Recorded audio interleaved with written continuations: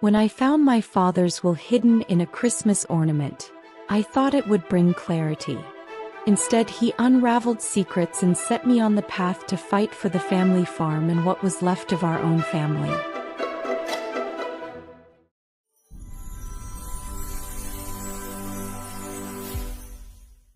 The phone call came just as I was beginning to believe that my life couldn't get any more chaotic. My lawyer's voice on the other end of the line was too quiet. "Elizabeth," he began, "I'm sorry to inform you, but your father passed away last night." The words hit me like a freight train. I sank into the chair, holding the phone so tightly that my knuckles turned white. "There's more," he continued after a pause. "You're one of the heirs to his farm." His farm. Memories of sunlit fields, the creaking of the old barn door, and the smell of fresh hay flashed through my mind. I hadn't been there in years since my life took a turn towards the city.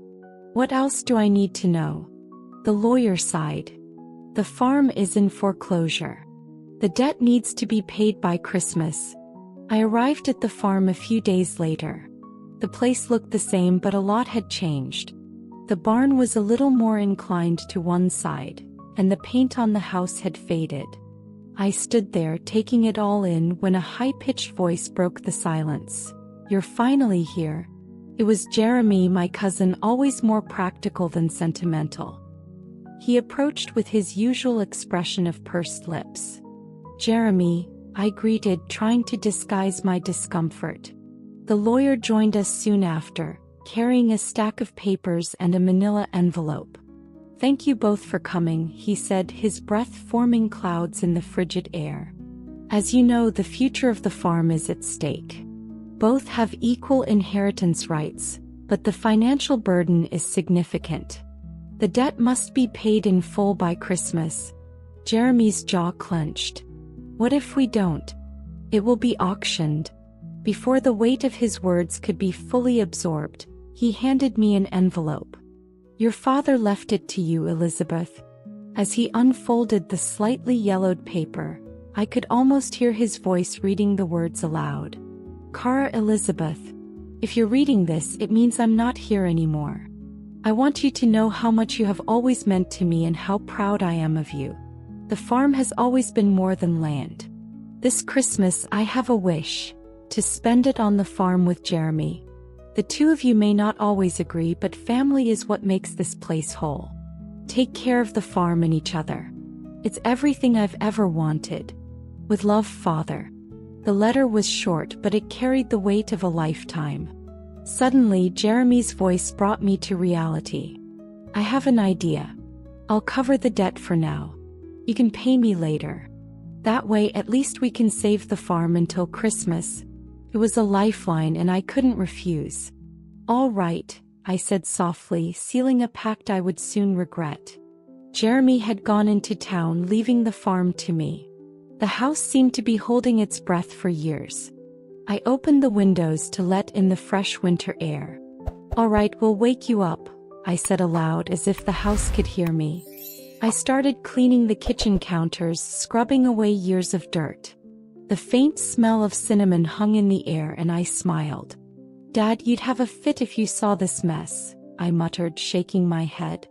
"Don't worry. I'll fix it. Oh, give me a break." Outside, the chickens clucked noisily as I approached with a bucket of feed. All right," I laughed, scattering the grains. "You're just like Jeremy. Always impatient."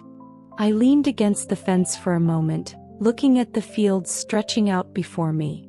"Dad, why does this place feel so heavy now?" The days would mix up as I worked, trying to make the house feel like home again. I told myself it was partly to thank Jeremy for helping save the farm. The nights were spent on my work laptop, thanks to the internet I had managed to install.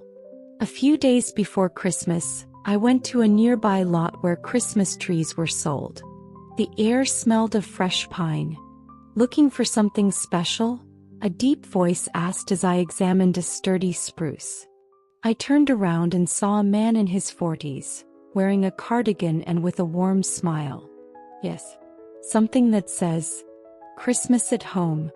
I think this one might do, he said, pointing to the tree I was watching. It's hardy and full, just like your father always chose. Did you meet my father? He nodded. Richard. I grew up nearby. Your father and I have known each other for a long time. There was a gentleness in his eyes, an openness that made me feel at ease. When he offered to help me transport the tree back home, I gratefully accepted. Richard also helped set up the tree. Your dad always wore those old ornaments, he said, gesturing toward a box in the corner. They're probably still there. Curious, I opened the box and sifted the ornaments, each one of them a piece of my childhood. Then, hidden under a layer of ornaments, I found a folded piece of paper tied with a ribbon. My heart raced when I opened it. My father's testament. Below it, there was a small note written in my father's handwriting. His words sounded like a whisper from the past. My dear Elizabeth, I knew you would look here just as I knew you would be the one to keep the heart of this family alive. The farm is yours as it should be. I also know Jeremy. He has good intentions, but he carries the weight of the world on his shoulders.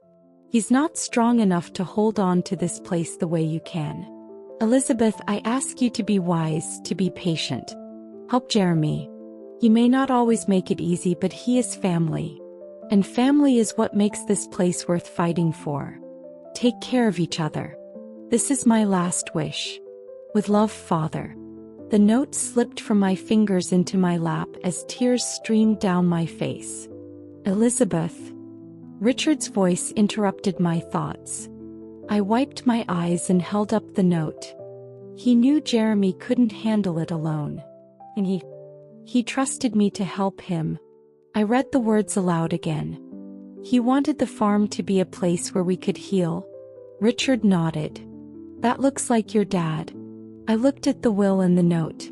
I don't know if Jeremy will see it that way. The farm was in foreclosure. Jeremy had already paid off the debt. I didn't have the money to pay him. Richard put a firm hand on my shoulder. We'll find out. If you need help, I'm here. The next day, Jeremy arrived, slamming the door of the truck and approaching the house. The envelope of money in my pocket, more than I had borrowed, seemed heavy. Richard had been generous, and I had added my own savings to ease my conscience. Jeremy nodded briefly, entering, his icy footprints leaving a trail behind him. His gaze remained on the decorated Christmas tree. Oh, I hate Christmas. Here, I said, ignoring him as I handed him the envelope. That should cover everything. Jeremy opened it, flipping through the money. Relief flickered briefly in his eyes before he stiffened. What is this? He asked, picking up the will I had put on the table. It's Dad's testament. I found it with the Christmas decorations. The farm belongs to me. His jaw clenched. So that's why you're paying me? Do you think that changes anything?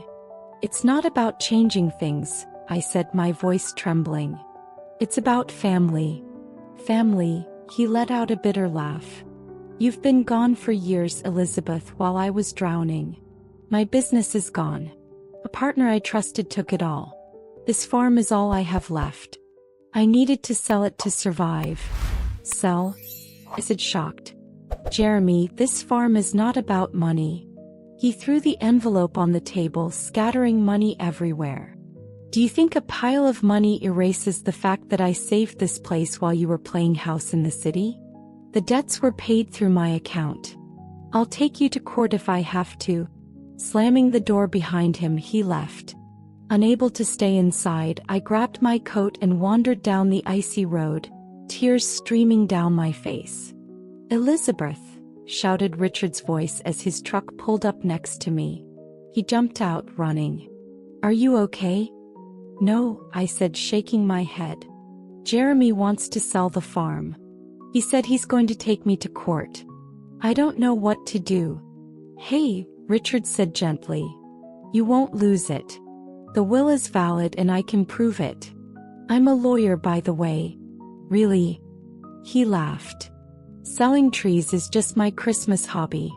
Trust me. We're going to fix it. For the first time, hope ignited in me. I wasn't giving up. Not yet. The next morning, Richard and I sat across from the lawyer in a small, dimly lit office. "The will is valid," he said, looking at us. "But as it was discovered late, formalizing the ownership will take time. For now, Elizabeth, you retain control of the farm." A wave of relief washed over me, but it was short-lived as it continued. "As for the money Jeremy paid, it's a separate matter. It may require legal proceedings to resolve." Back at the farm, I invited Jeremy for an honest conversation. "I'm sorry, Elizabeth," he admitted. "I'm drowning. My anger. It's just desperation." Richard stepped forward. "Jeremy, let's work this out. After the holidays, I'll help you find a solution to your financial problems. But don't let the money destroy what's left of your family. It's not worth it." On Christmas Eve, the three of us gathered around the tree.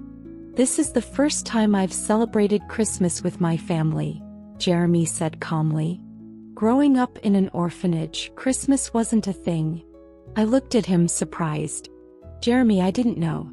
"Well then, we'll make this Christmas the first of many. And every year we will keep the tradition alive. And we celebrate with all the traditions that Dad loved. Decorating, baking cookies, and even reading old holiday stories." A few weeks later, Jeremy embraced my idea of moving to the farm, selling his business and taking over. By spring, he had transformed the place, breathing new life into our family's legacy.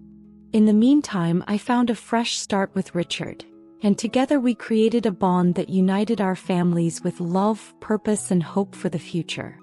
Let us know what you think of this story and share it with your friends. It might brighten their day and inspire them. See you in the next exciting story.